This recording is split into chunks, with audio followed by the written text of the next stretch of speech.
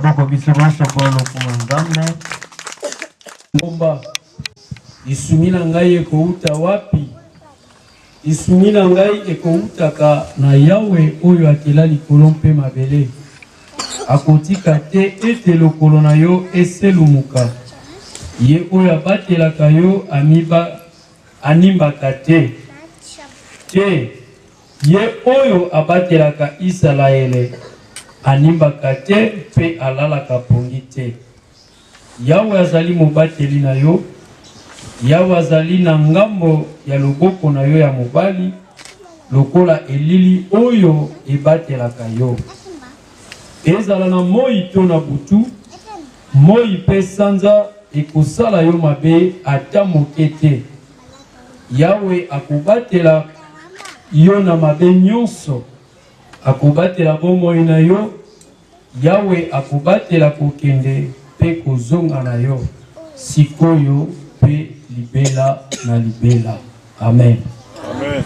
Totikali kaka ya kotelema tokozwa kantike ya lopoto. À Dieu soit la gloire, et soit la gloire pour son grand amour. Dans mon âme noire s'élevait les jours. Jésus à ma place est mourir sur la croix. Il m'offrait sa grâce et je la reçois. Gloire à Dieu, gloire à Dieu, d'écouter sa voix. Ici soir, venez au Père, Jésus est vainqueur, que toute la terre chante son honneur. Simon na ana bazelaki kosimba yo Yesu Kristo Masiya. Bandeko mingi bazali komona yango na miso ya mibale, kasi esengo na baoyo tozali komona yango na miso na biso ya bomoto. Na programme oyo na komba tata ya mwana mpe mosingi mosalisi molimo santo. Amen. Tofandi na biso patat na oesika yebite bandeko mosusu nano bakomi te, ntango mosusu bakokoma te. Eyo deja okomi, tiketi yawe Nzambe akumbama. Ozala à l'aise misiko ozali,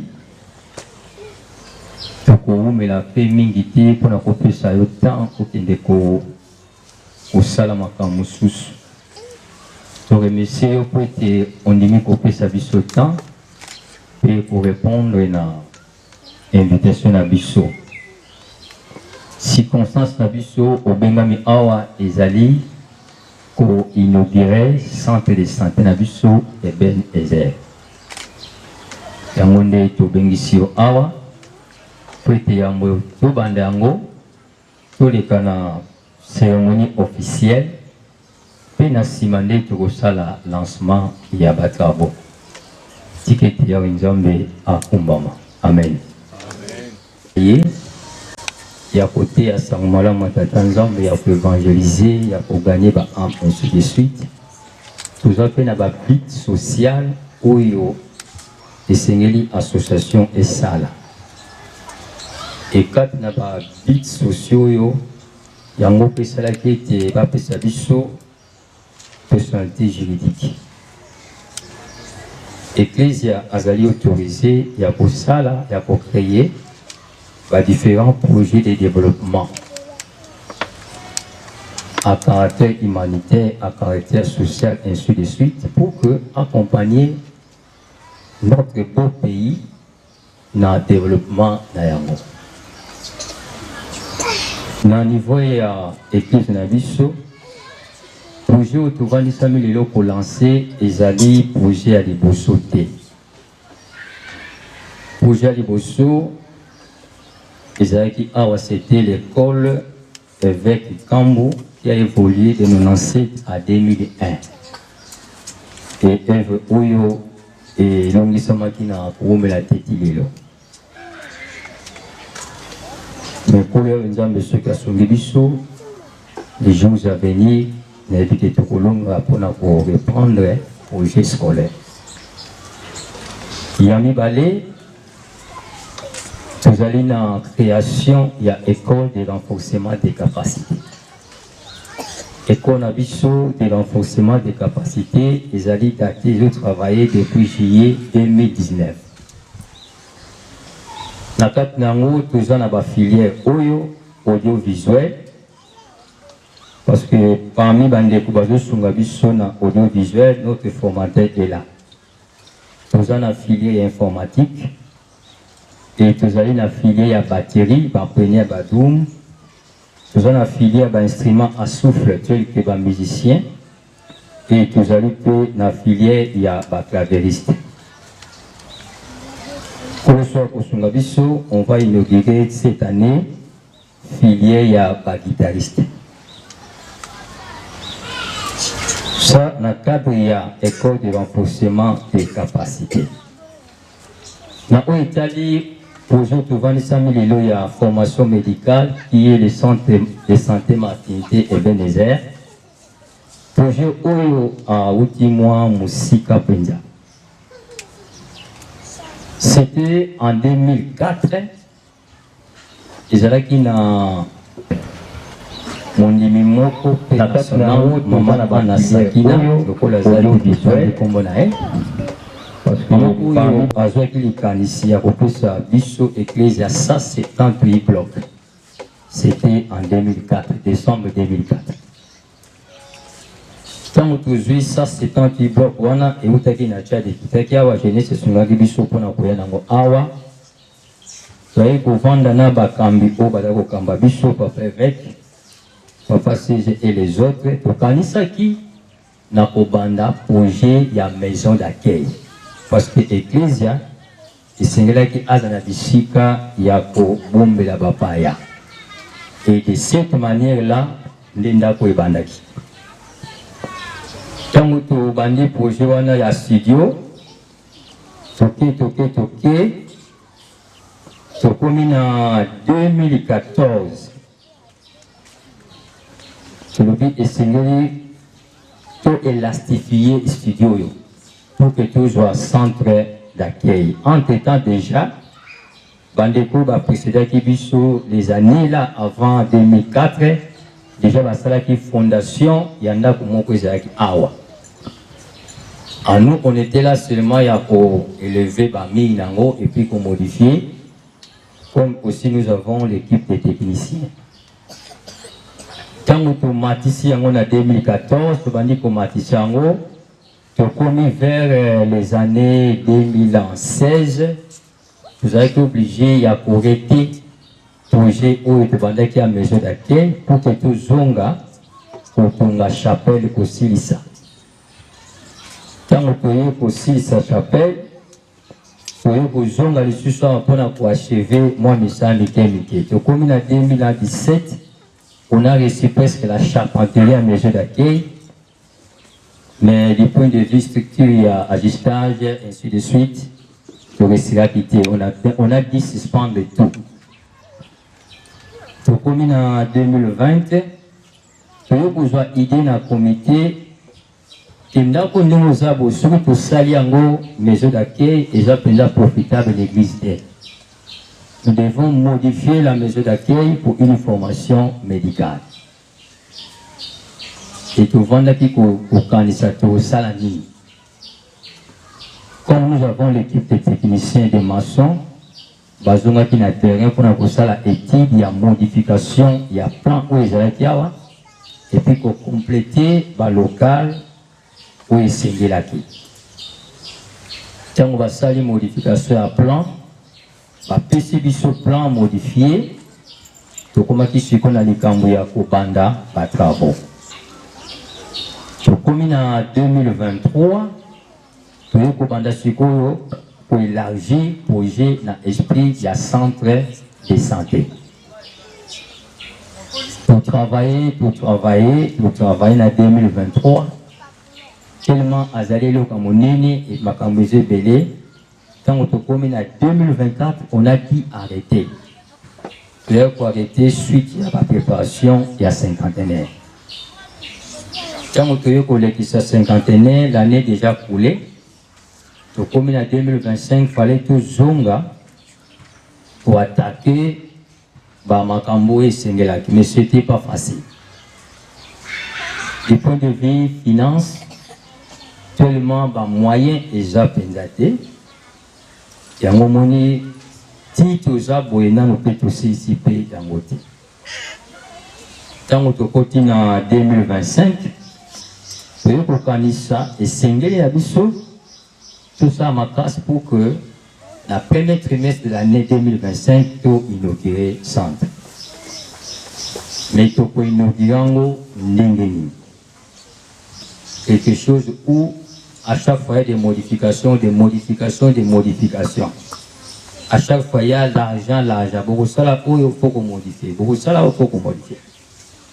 Et Dieu nous a aidés. Quand on est commis dans le centre de en mars, et le Saint-Esprit nous a confirmé la date d'aujourd'hui. Et il nous faut au moins inaugurer notre centre de santé le 12 avril 2025. Donc, on attend pour travailler sur ce mois axe technique pour ça ce qui est essentiel pour que bandango et mususu to salango na kati ya projet pendant que nous déroulons et tout ça pour bon s'appeler au salamaka mususu. Par rapport à la difficulté rencontrée, la difficulté financière vraiment qui sera présent aussi déjà pour que ça puisse se passer. Vous avez la difficulté de personnel, mais pour la soumission, nous avons représenté le ciment pour bandimi pour ça puisse coup de pouce dans départ il y a Eve Oyo. Quand nous avons la visite dans 4 ciment makamnews, au moment que ils ont babilo que belé et au senga. Par exemple le plafond, par exemple le carrelage. Par exemple, augmentation du nombre de lits, des malades. Par exemple, occupation, il y a salle et accouchement. Par exemple, bloc sanitaire. Par exemple, les paillotes, ainsi de suite. Et par exemple, on a la suffisance de produits pharmaceutiques du départ. Tout ça, ils allaient de l'eau au yokokuta dans la kati et ils allaient pendate. Mais moi j'aime une chose, critiquer c'est bien, mais participer c'est mieux. Na beaucoup ça pour na critiquer, les gens pensa et ça va au bali au kendeli bosote. Mais contribuer en idée, contribuer en finance, contribuer en prière ainsi de suite, contribuer na maïle nzamba pesio et au moment a été loko yoko tala ngondenge zali. Quand on te pour fêter sa première année, j'ose croire que donc critiquer Zali Malamo, mais c'est mieux que participer pour na koposa likambo et kendeli boso. Et je sais, batela ilo koya wenzamba pisio, tout soutenir ango et kendeli boso pour que le lendemain et jeunesse est à la profitable. Que le nom de mon Dieu soit loué. Amen. Nabandi ososoli malamu na point otouti bandeko bakosala na ndako eza na banzi bandeko bakosunga biso bandeko tokosunga bino na centre na biso yeyo parfois kotuna me balobi te nani aza nani au fil du temps okoyeba ngo kaka zala pio. Merci bandeko tozongi na biso. Prononcée ce samedi 12 avril 2025 à l'occasion de l'inauguration du centre de santé et maternité dénommé Ebenezer à Kinshasa, Mongafula. Son éminence, pasteur Kamunzi Boudoulou Paul, président AI de notre association et sa suite, monsieur le médecin chef des zones de Mongafula, Messieurs les chefs des quartiers Bambila et Njili-Kilambo, honorables députés, messieurs les chefs coutumiers du clan Mbokumvemba, messieurs les responsables des hôpitaux, tous les corps médicaux ici présents, distingués invités à vos titres et qualités respectifs. Nous voulons dédier les premières lignes de notre allocution aux différentes autorités étatiques, religieuses et coutumières ici présents, sans oublier de grâce tous ceux et toutes celles qui se sont jointes à nos côtés pour cette solennité. Trouvez ici nos vibrants hommages. En ces jours mémorables, nous nous réunissons officiellement pour inaugurer ces bâtiments après des efforts incomptés. Toute notre gratitude s'adresse in infinitum à l'Éternel Dieu Tout-Puissant qui seul peut, puisse tout, promet et accorde, dit et exécute. Aujourd'hui, tel que révélé de longue date à Monseigneur Archevêque Kambukumbi, honoré David d'heureuse mémoire, nous voilà parvenus à l'accomplissement d'un des projets prophétisés. À Dieu soit la gloire, muchas gracias. Très chers invités, la circonstance qui nous réunit cet avant-midi donne corps à une volonté affirmée des fils et filles légitimes de l'ASB et SVC devant l'envie de garantir la santé et le bien-être à la population primo des quartiers Bambila, Njili-Kilambo et Segundo de ses environs. Certes, ces centres de santé demeurent l'une des charnières du développement non seulement de notre association, mais également de ces deux quartiers 6 évoqués. Hélas, nous ne nous estimons pas plus grands que nos prédécesseurs, en dépit de ce que notre vaillance a pu s'inscrire dans les souvenirs tant célestes que terrestres, efforts qui ne sont gratis, plaisent à l'Éternel d'en souvenir. Honorables citoyens, distingués invités, messieurs, mesdames et demoiselles, la mise en œuvre de ces projets à caractère social est le fruit d'un rêve partagé entre SVCiens à court terme. Cependant, à moyen et à long terme, l'ascension de cette œuvre devait être le résultat d'une étroite collaboration entre personnel technique du centre, population et bienfaiteurs. Car, après tout, que ferons-nous sans de mains associées susceptibles de rendre cet édifice un lieu d'accueil, d'accompagnement, de soutien et un lieu de vie où l'espoir et la guérison se combinent. Concrètement, étant donné que nous vivons dans une planète confrontée à des difficultés complexes sanitaires, pourquoi pas être soutenu par la zone de santé pour une meilleure vulgarisation de ces projets? Pourquoi pas recevoir un don en matériel, en équipement, équipe de traitement? Pourquoi pas bénéficier d'un partenariat pour pouvoir élargir les spécialités pour plus d'options thérapeutiques? En ce moment historique, nous ne nous sommes pas du tout submergés par la peur de répondre aux questions difficiles, voire complexes, que les réalités quotidiennes face à cette aventure nous proposeront. Fixant nos yeux vers un avenir plein de félicité, nous expérimenterons l'hypothèse que voici, le lendemain saura se prendre en charge. Fin de citation. C'est pourquoi, si ambitieux face à l'urgent besoin de réussir, nous lançons ces centres avec 12 personnels dont médecins directeurs, médecins chefs de staff, laborantins, équipe des infirmiers, pharmaciennes, gestionnaires et techniciennes des surfaces, avec comme service laboratoire, pharmacie, maternité, pédiatrie, chirurgie, gynéco-obstétrique, hospitalisation, imagerie médicale, dentisterie, etc.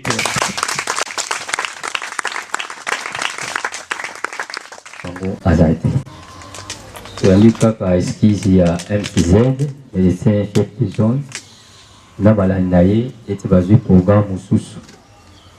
Ba chef du quartier, ils étaient invités, tomoi moto te. Alors tokoki kolala awa te po tozela bango, devons procéder à la cérémonie des coupes et des rubans. Donc, on reçoit un docteur Gilbert, de ceux qui sont ici en haut. Donc, on doit visiter guidée, je pense. Pour autant, on va visiter l'intérieur, qu'est-ce qu'on a bâti. Et puis, on va pour le Sikanayo. On a pour ça la suite. Il y a programme. J'invite le docteur Gilbert.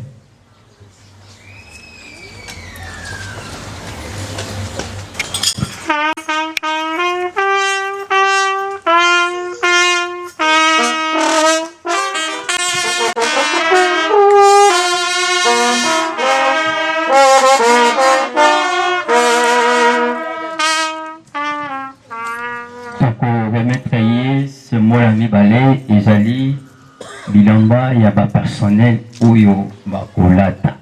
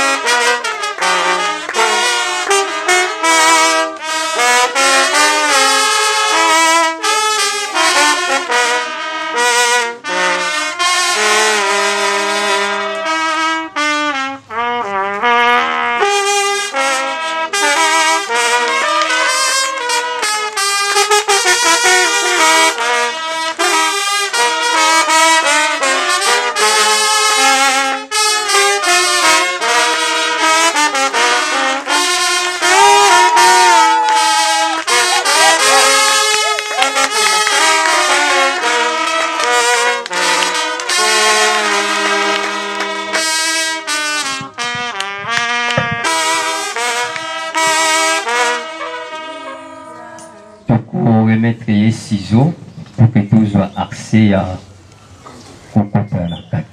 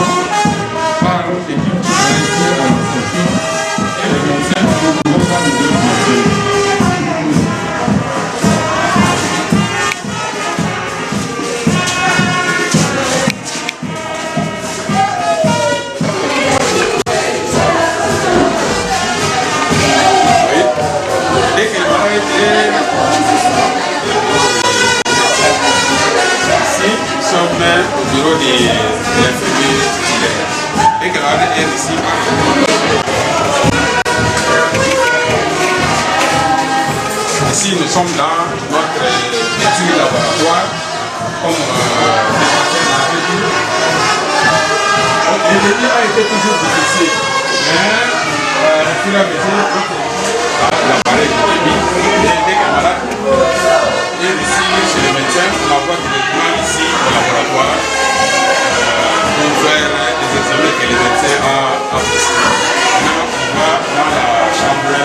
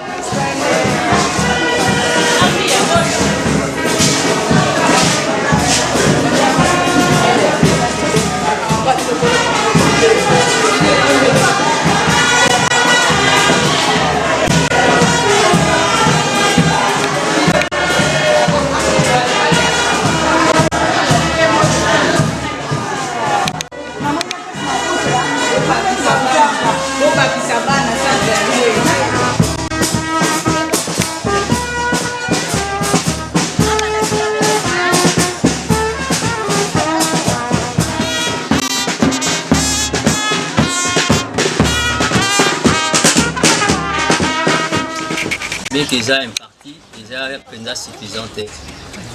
Mais avec la grâce divine, nous arriverons. Nous posons que ça ne va pas y a Dr Gilbert pour un programme de demain ou site d'activité. La journée porte ouverte pour lancer na bato nyonso baya lobby consultation et examen ya ofele comme ça poto bana déjà activité na biso lobby nakati toyoki biso nyonso hein. Merci beaucoup malobanzaki nango ya moaga na programme na biso ya inauguration nayebi ke nzambe oyo biso tosalelaka akozanga te kozongisa oyo parfois yo osali parfois énergie parfois temps na yo oyo esengelaki osala makambo mosusu me ondimi koya kosangana na biso par rapport ya inauguration nzambe na biso asalisa yo tokomi na biso na suka tokopesa maloba epai ya paster Paul akopesa biso dernier mot soki ye alobi hymne national soki hymne national esili nde tokozongisa susu maloba mpona libondeli ya suka. Merci. De près ou de loin na effort énergie otobimisi mpona travail oyo tawe nzambe ayeba na kokombola moko na biso esika azali physiquement, spirituellement, financièrement, moralement nyonso oyo tozali kosala yawe nzambe azongisa bino ya mingi. Continuons de fournir ainsi les efforts pour que tout cela ya minene koleka oyo tikete nkolo akombola yo. Amen.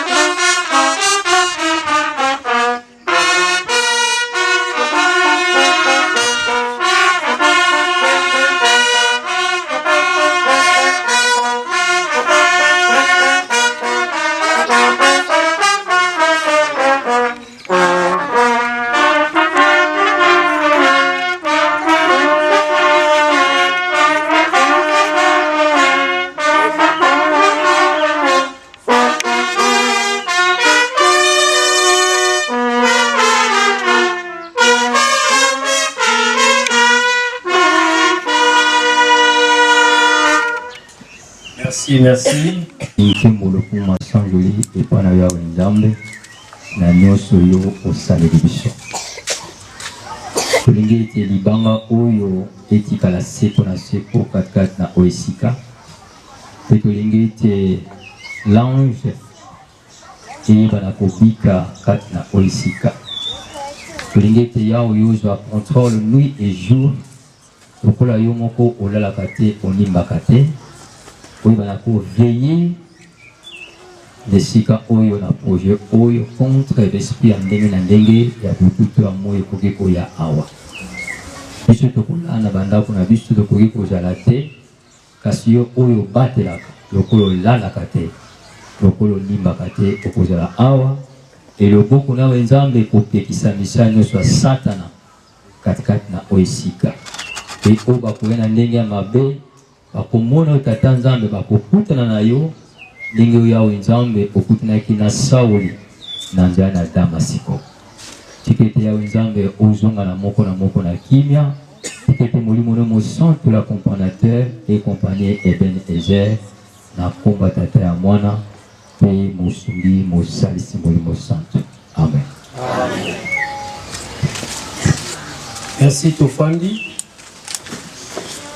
Merci pour la parole. Ngai Dr Bofili Mpotiolo Nilis moko ya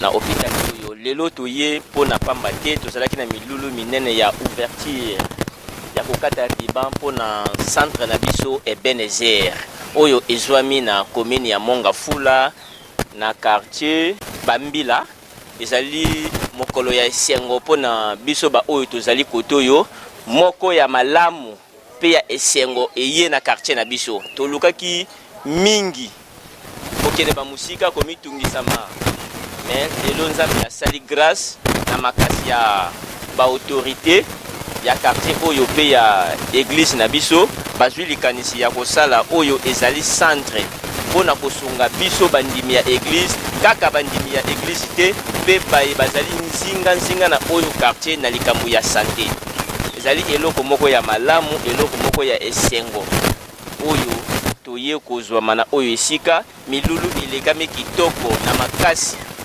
pe na mosungi ya molimo tosepeli makasi lolenge projet oyo kokisami parce que ebele babanda projet oyo basukisa yango na nzela kasi biso yawe bateli biso ti tokomi nango na suka en tout cas ngai atake frère ya église esali ngai esengo mingi esalinga esengo mingi nazala kundima ete kia ba projet monsieur ko basama na sima ya projet oyo ezala liboso pe ya suka ataka eza mbala na mbala ba projet ekobanda ko baksama esalinga esengo makasi merci na bino bandeko banso oyo boye pona ko soutenir biso bandeko tu soutenir biso pona projet oyo Nzambe abaksa oyo ezangi merci mbote na bino nyonso tozana esengo ya kobengisa bino na centre de maternité Ebenezer tozele yango baton mingi mengonga nango ekoki tozana esengo ya kobengisa bino nyonso kat na centre Ebenezer boya ko s'examiner na mokolo ya lobi dimanche na tongo ezali gratuit centre Ebenezer ezana esengo ya koyamba bino na mokolo ya lobi na tongo boya ebele bokozala dessus te tozana esengo na kumuna Yesu Masia. Merci pena na initiative oyo basali biso na église ya ESVC donc nous sommes vraiment ravis to kanaki penate eloa boye ekokozala mais ngolu ya molimo santu tozwi centre na biso Ebenezer donc to sepeli makasi esengo eza pena makasi parce que eko permettre biso et kosunga biso na makambo ebele néanmoins na maladie donc ainsi de suite quoi. Merci beaucoup na bakambe église initiative o et suba a tête toyebi ke na ngola nzamba kosunga ba école ekoya mamebele ekozala donc tolobi seulement merci beaucoup.